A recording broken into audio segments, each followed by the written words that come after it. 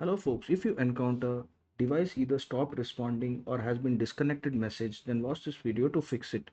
The first thing we need to do is remove the devices which are not active in the computer. For that we need to right click on the start button, go to settings, and then we'll click on Bluetooth and devices, and then we'll click on devices, and we need to disable any devices which are not connected, and the ones which are connected we can see here is a green dot here, and the ones which are not connected we can just click on this and the three dots here and click on remote device. That is one solution. The other solution is to update the device drivers in the device manager. So look for device manager and then look for Bluetooth. In this we will see the Bluetooth device and we will click on update driver and search automatically for drivers.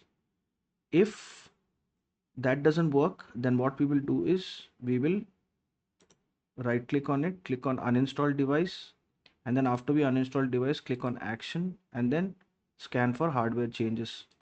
Now we'll do the same thing for the MediaTek Bluetooth adapter, and once that is done we will restart the computer by pressing the start button, the power button and the restart button, and then this should solve the issue.